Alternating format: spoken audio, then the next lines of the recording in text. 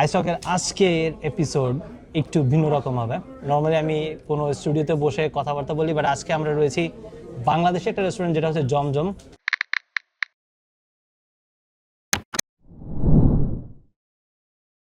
আমার সাথে আজকে প্রথম যে গেস্ট হিসেবে রয়েছেন উনি ডিকাপ কাউন্টির শেরিফ হিসেবে অলমোস্ট 15 বছর কর্মরত ছিলেন। এখন ডোরাভিলের ইলেক্টেড কমিশনার এবং এটা তার দ্বিতীয়বার কমিশনার হিসেবে উনি ইলেক্টেড হয়েছেন। সো কংগ্রেচুলেশন নাসির ভাই, থ্যাংক ইউ। ডোরাভিলের কমিশনার হিসেবে ইলেক্টেড হয়েছেন। সো এইখানে আমাদের বাংলাদেশ কমিউনিটির জন্য আপনি কতটুকু অবদান রাখতে পারবেন বা আপনার কাছ থেকে আমরা কি এক্সপেক্ট করতে পারি অ্যাজ এ কমিশনার? ওয়েল, আসসালামু আলাইকুম সবাইকে। আলহামদুলিল্লাহ, আমি খুবই গর্বিত একজন বাঙালি হিসাবে, এবং এই গর্বের মালিক শুধু আমি একা নয়, সবার কন্ট্রিবিউশন মিলে আমার আজকের এই সাকসেস। এই জন্য আমি সবাইকে প্রাণ ঢালার শুভেচ্ছা জানাচ্ছি এবং ধন্যবাদ জানাচ্ছি।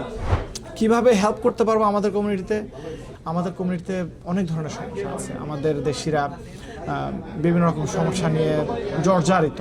কারো ল্যাঙ্গুয়েজ ভেরিয়েশন সমস্যা থাকে, কারো বোঝার সমস্যা থাকে, বিভিন্ন রকম সমস্যা থাকতে পারে, অথবা পার্সোনাল সমস্যা থাকতে পারে।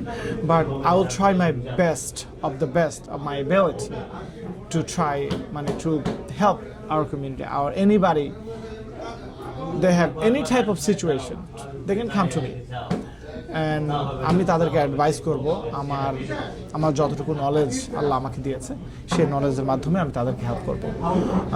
যদি এর জন্য যদি আমাকে প্রশাসনিক বা সাংগঠনিক অথবা কোনো ধরনের অন্য কোনো হেল্পকে ইনভলভ করতে হয়, আমার ক্যাপাবিলিটিতে আমার সুবিধার্থে আমি সেটা ইনভলভ করব, চেষ্টা করব আমার ওই ভাইকে প্রবলেম থেকে উদ্ধার করার জন্য।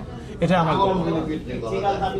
বাংলাদেশি কমিউনিটির জন্য এটা অবশ্যই অনেক গর্বের বিষয় যে আমাদের বাঙালি একজন কমিশনার রয়েছে, হুইচ ইজ ভেরি ইম্পর্টেন্ট, কারণ ডোরাভিলে অনেক বাঙালি রয়েছে। তো যাই হোক, আমরা আসলে আরেকটু কারেন্ট বিষয়ে কথা বলার চেষ্টা করি, সেটা হচ্ছে বাংলাদেশ অ্যাসোসিয়েশন অফ জর্জিয়া।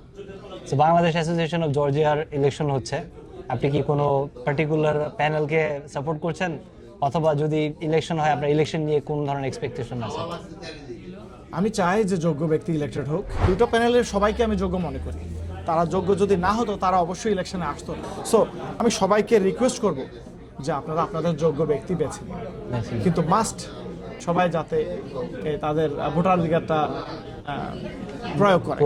হ্যাঁ, এখানে আর একটা কোশ্চেন যেটা থেকে যায়, আমি Bangladesh association of Georgia last ইলেকশনে দেখছি যে আমাদের এইখানে 50,000-এর মতো হয়তো গিভ অর টেক বাঙালি আছে, কিন্তু মাত্র 5,000 রেজিস্ট্রেশন করছিল এবং মাত্র ভোট হয়েছিল 2200 ভোট।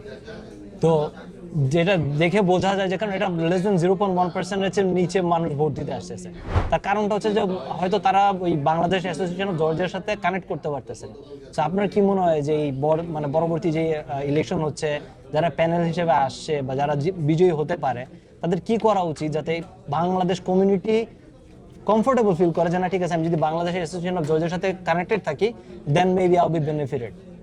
আমি আমাদের দেশি অ্যাসোসিয়েশনের ব্যাপারে আমি খুব ভালো নলেজেবল না, বি অনেস্ট। সেই কোয়ালিফিকেশনটা তৈরি হয় না যে আমাদের দেশি কোনো জিনিসে আপনি ইনভলভ হতে পারি বা করতে পারি, কারণ এখনো আমি দেশি পলিটিক্সে আমি এখনো বুঝে উঠতে পারেননি, একদম জিরো আমার অভিজ্ঞতা। আচ্ছা, সো এই ব্যাপারে আমি আসলে কমেন্টস কতটুকু করা উচিত আমি নিজেও বুঝতে পারতেছি, যেহেতু আমার কোনো আইডিয়া নাই। তারপর আপনার একজন বাঙালি হিসেবে আপনার কি মনে হয় যে কেন বাঙালিরা অ্যাসোসিয়েশন অফ জর্জিয়ার সাথে অতটা ইনভলভ হতে চায় না বা হয় না?